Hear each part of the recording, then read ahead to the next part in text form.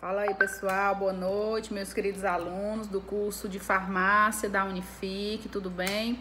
Mais uma vez aqui, professora Darielle, dando seguimento às nossas aulas online de antropologia da saúde, tudo bem com vocês? Vamos lá começar.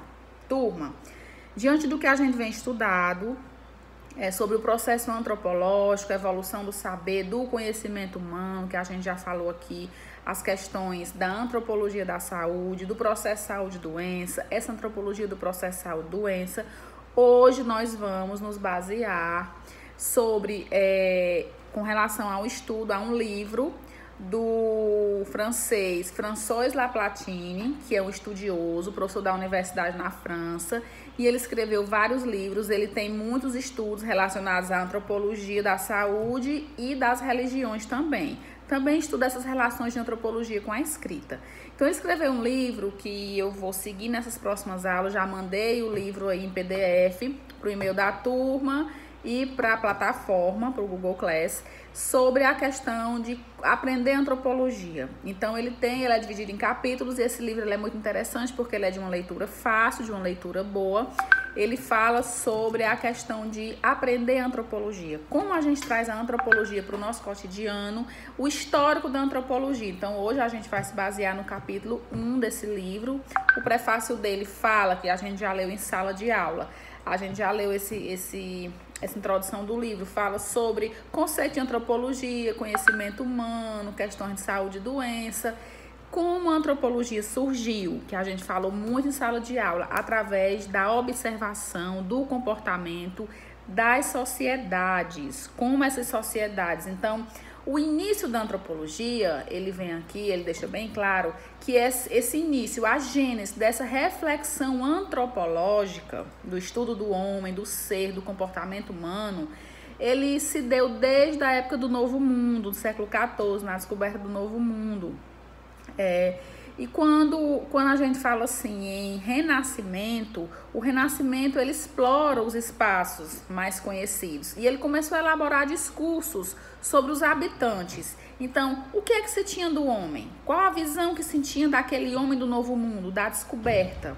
Só que esses questionamentos eles vieram a partir do século XIV, e só então, no século passado, eles vieram a ser transformados em comparações, em respostas. Por exemplo, quando se foi descoberto o Novo Mundo, a gente tinha um conceito, eles na época tinham um conceito dos selvagens. O que eram os selvagens? Eram aquelas pessoas que viviam naquelas civilizações novas. Então, antropologicamente falando, era uma sociedade nova, com conceitos, religiões, agrupamentos de organizações sociais, que na antropologia a gente tem muito conceito de sociedade, observar essas sociedades, como elas vivem, como elas se alimentam, como elas caçam, como elas se curam, como elas realizam esse processo de saúde e doença. Então, a gente tinha aqui, a grande questão foi então colocada, né, que nasceu desse confronto. Se eles pertenciam à humanidade, se aquele novo mundo, se aquela nova sociedade era sociedade, era uma articulação social. Então, naquela época, as pessoas que iam para esse novo mundo, que começaram a ver, então viu esse critério essencial aqui para saber se convém, se eles pertenciam às sociedades. Por exemplo, na época da descoberta, né, da invasão do Brasil pelos portugueses, aqui eles já tinham sociedades firmadas, que eram os indígenas.